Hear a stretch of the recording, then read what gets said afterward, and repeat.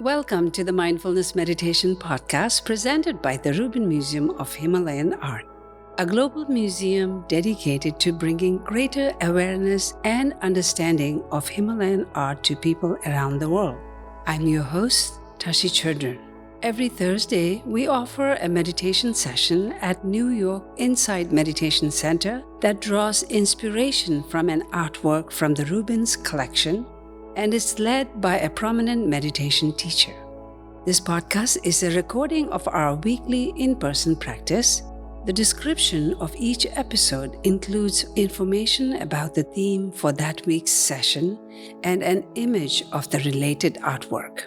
Our Mindfulness Meditation Podcast is presented in partnership with Sharon Salzberg and teachers from the New York Inside Meditation Center, the Interdependence Project, and Parabola Magazine, and supported by the Frederick P. Lenz Foundation for American Buddhism. And now, please enjoy your practice. Hello, everybody. Good afternoon. And Tashi Belai. Welcome to the Rubin Museum of Himalayan Art's Mindfulness Meditation Program here at this beautiful place at New York Inside Meditation Center. I'm Tashi Chudran, Himalayan Programs and Communities Ambassador, and I'm delighted to be a host today.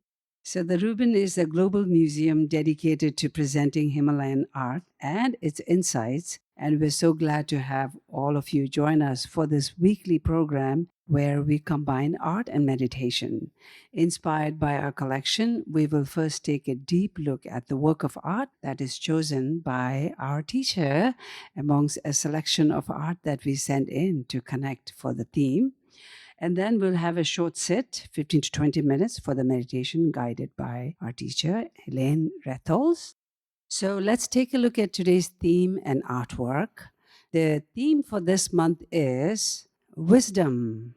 And the artwork that is for today's session is this text of Prajna Paramita. So it's titled as The Page of the Perfection of Wisdom. Now, in Tibetan, Prajna Paramita is known as Sherab ki Parul du Chinpa, which literally translates as transcending beyond wisdom, something like that. And so this is origin from Tibet, dated 13th to 14th century. This is mineral pigments with gold and silver inks on paper. This is about almost 28 into 36 and quarter into 2/4 inches. This is, of course, a manuscript known as Pecha in Tibetan word. The Buddha's oral teachings were recorded as sutras and envisioned as images. The practice of reciting sutras is intended to help practitioners forge a sense of wisdom, and also reciting texts is believed to purify one's verbal any negative karmas that we may have accumulated, whether it's this year or past years or many past lifetimes. So it's a very powerful practice. Therefore, practitioners recite hundreds of thousands of mantras, and these texts would be recited many, many times in order to invoke that wisdom that is within each of us and to purify our verbal negative karma. So it says that at the time of their writing, the sutras represented the latest development in Buddhist philosophy and the practice. The Perfection of Wisdom Sutra is one of the earliest recorded and most important sutras. In fact, the Buddha's first teaching, there's actually 3 turning the wheel of the Dharma. So the first one is he sat under the Bodhi tree, awakened, and then soon after that went to Deer Park and gave the 4 Noble Truths, which is the foundation, talking about suffering, cause of suffering, cessation of suffering, and path that leads to awakening. And then the second teaching was taught at Vulture's Peak during Buddha's life, and that is the Perfection of Wisdom. This is the teaching. And then there's a third teaching, also supposed to have taught at many places, including Vaishali, on the 3 natures. So, with that, let's bring on our teacher for today. Our teacher is Elaine Retholtz. Elaine has been studying and practicing the Dharma since 1988. In addition to teaching Dharma at New York Insight, she is certified both as a mindfulness based stress reduction MBSR teacher and a MBSR teacher trainer. Elaine has deep interest in helping students integrate mindfulness into daily life, and I have had the great fortune to study under Elaine for the mindfulness MBSR class as well. So thank you so much, Elaine, for being here. Please help me in welcoming Elaine. Retholtz.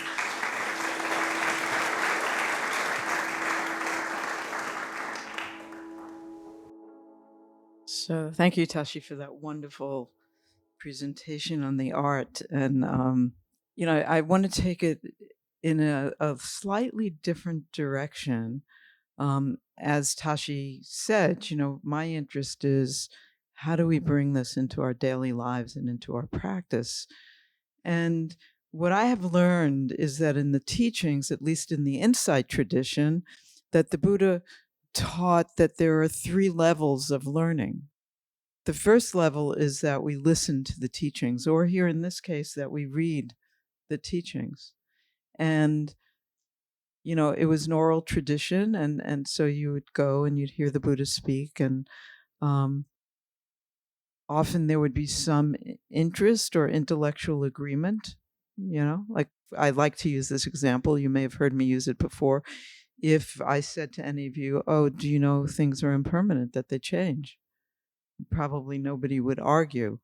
But if I said, did you know that there's actually no permanent, substantial, unchanging self, that might be a little bit more challenging, right? So the second level of teaching is that we investigate it. If there's some kind of intellectual agreement or intellectual interest, if there's curiosity, we investigate it in our lives, right? For example, when I woke up this morning, I wasn't the teacher sitting in the Dharma seat, right? I was, awake in relationship, preparing breakfast, thinking about other things, stretching. When I'm stretching, my aging body, it's a different me. That as the day goes on, when I'm sitting on the subway, I'm a commuter, like that my sense of who I am. Can you get a sense of this? So we can become very interested in the different identities we take on during the day. And for example, the different levels of identification that causes that identity to become very solid. Oh, this is me, this is mine, this is who I am. So that goes on. I'm assuming that interest is something I want to cultivate for different aspects of the teachings for the rest of my life. Taking something on, I've heard the teachings, I've read the teachings. Now I'm pondering them and investigating them and trying to apply them. The third level of teaching is when it's embodied. That we've realized more or less that teaching. And so I just want to say that because I'm so interested in noticing, for example, what excites me about the Dharma, what excites me about practice, and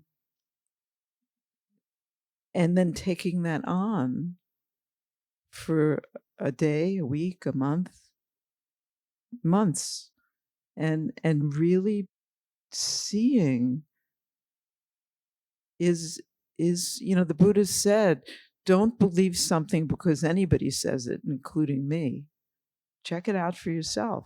Come and see for yourself. And so that's what I'm inviting, that second level of learning, is that come and see for ourselves. And then there's the integration, the embodiment, the realization. And for those of you who have been practicing for a while,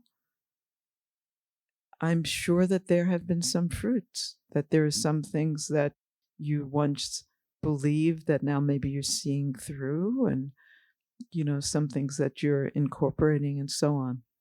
So I just wanted to offer that in the service of wisdom, right? This month's theme is wisdom.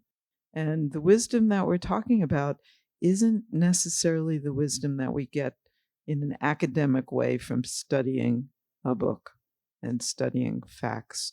What we're really trying to do, and there's a Rumi poem about this, that it's not about what's coming in terms of facts, but what are we waking up? What are we enlivening? The stream, the spring that is within us coming outward. So let's just sit for a bit. And you could maybe think of, I'll guide something, but you can think of, well, is there some aspect of the Dharma, of teachings, that is exciting for you now? And how might you pay attention to it? So coming into presence, pausing, just noticing this body sitting, the body sitting in whatever posture it's in,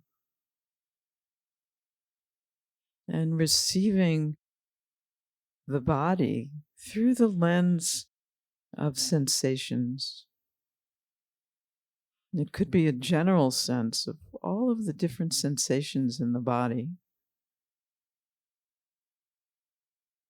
or it could be the sensations that arise from contact.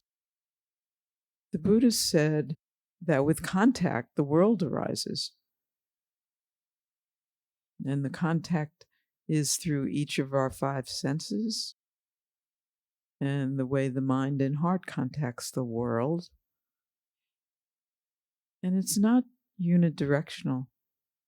We contact the world and the world contacts us. So opening in this moment to the sensations of the feet on the floor, if they're on the floor,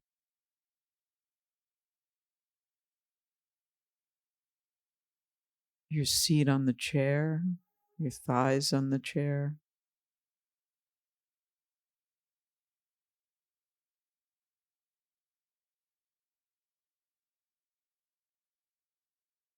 Could be hard or soft, the touch of a sock or clothing.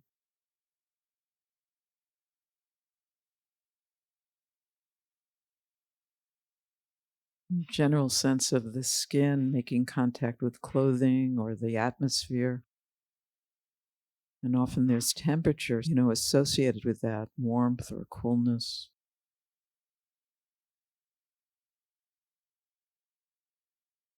And maybe from moment to moment you notice subtle or larger changes.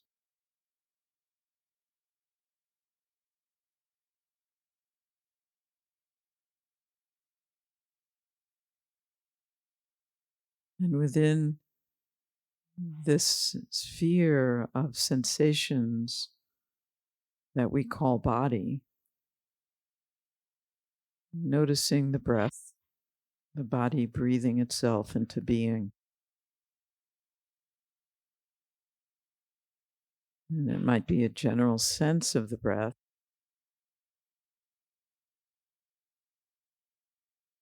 or it might be a narrower focus, the breath as it enters or leaves the nostrils, or a sensation of the breath in the lungs, or the sensation of the body itself expanding and contracting, either the chest or the abdomen, or the rib cage and the torso expanding and contracting. So many sensations.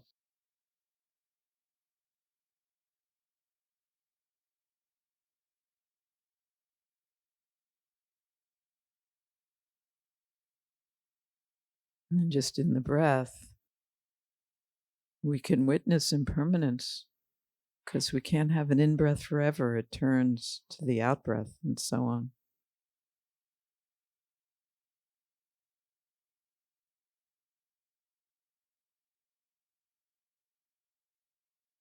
and the sensations of coolness or moisture or dryness, or whether the nasal passages are clear or congested.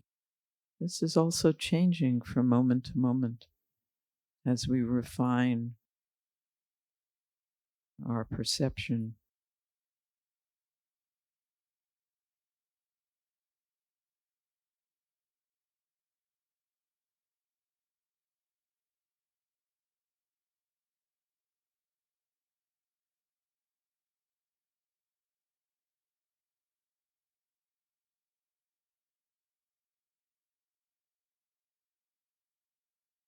Turning to the sense door of the ear, just receiving sounds and the space between sounds and relative silence.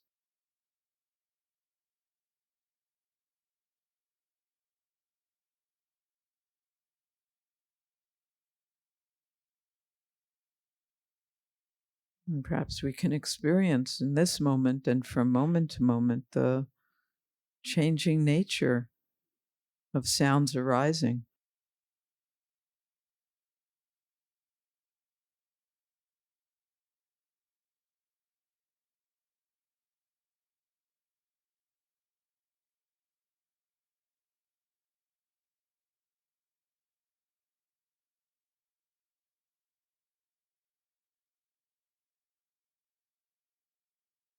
We create perceptions that say near or far or identify particular sounds. And that too is arising and passing, everything changing.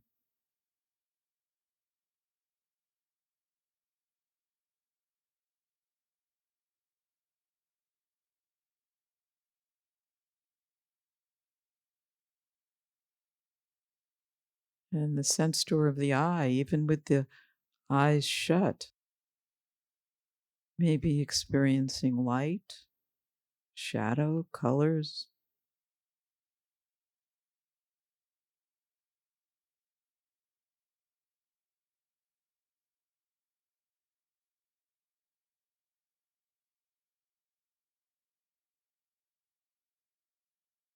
There may be the presence or absence of smells,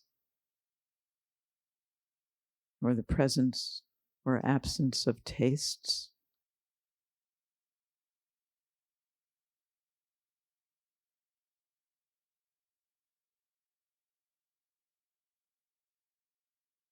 And the Buddha described the sense door of the mind and heart as the sixth sense. And most of us are very familiar with the changing nature of our experience of thoughts and moods.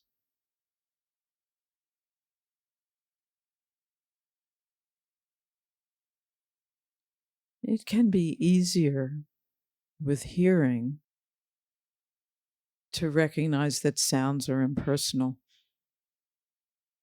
They're not happening to us. They're not mine.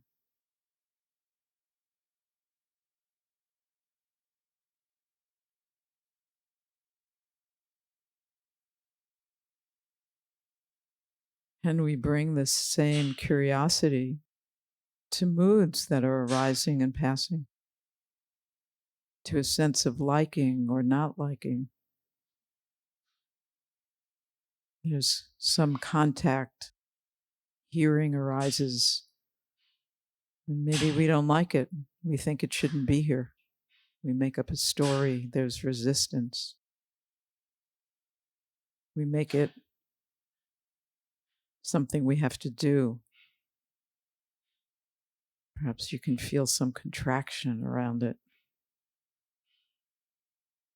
Just easing.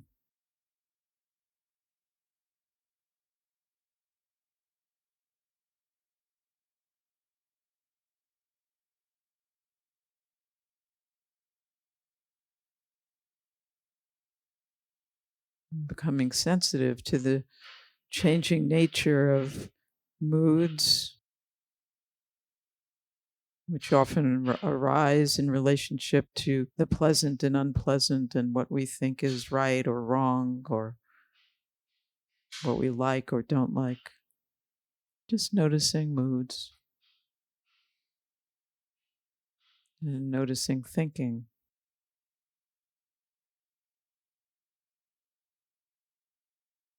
Not having to create thinking if the mind is relatively calm. It's just like the absence of hearing of sounds or the absence of smells. Noticing what the mind is like when it's relatively free of thoughts.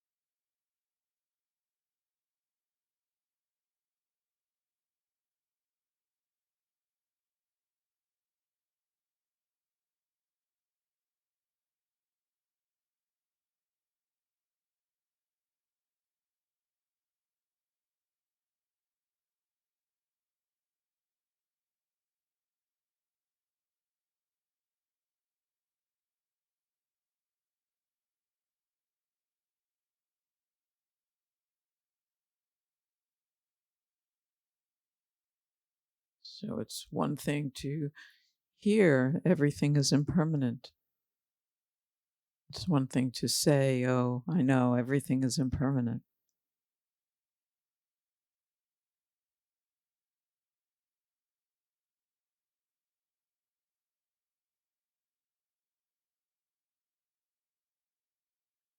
But what is it like, really,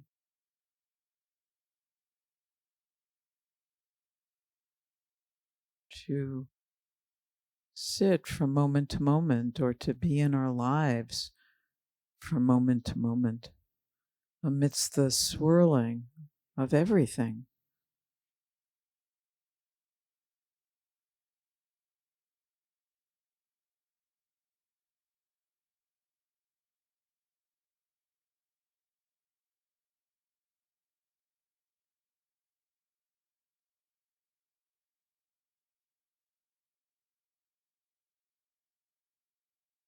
Perhaps for the next few minutes of this practice period, you can choose one of the sense doors, perhaps hearing, and just noticing beginnings and endings. The beginning of a sound, the ending of a sound, the arising of another sound.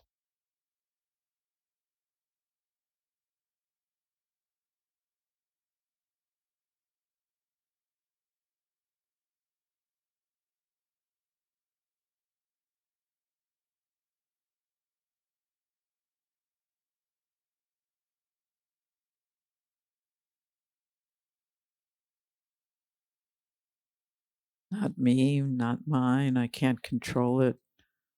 Can't make it stop or start.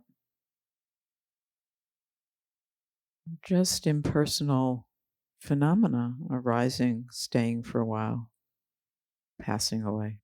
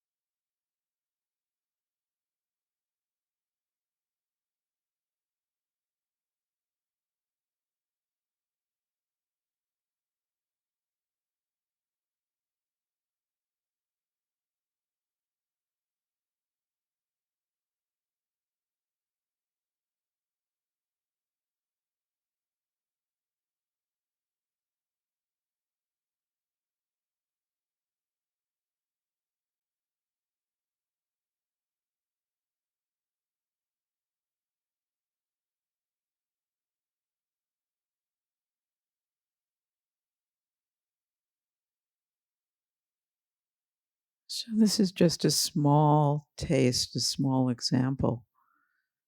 But even now, as you hear my voice, I mean, what happened to the words that I said a minute ago? They're gone.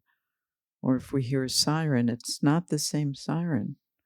Or if the radiator is banging, it's not the same banging that was happening a minute or two ago. We tend to think that it's the same, but noticing this is just one window into the three characteristics, right? So, one window, in some ways, impermanence is something that we can really pay attention to if we want to. The meditation, what happened to it? The formal meditation, right? Um, and also noticing is it the end of the meditation, or is it the beginning of the question and answer period, right? That we can really begin to, this is just an example of taking some aspect of the Dharma on and see what the wisdom is that comes out of that. It's not just you read about it and go, okay, I believe that, but really, really drilling down and making a commitment, a really heartfelt commitment to exploring this so that we can really deepen in wisdom, So thank you.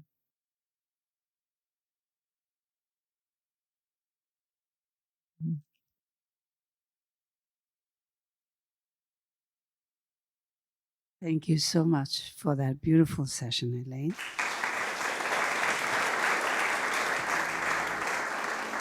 That concludes this week's practice.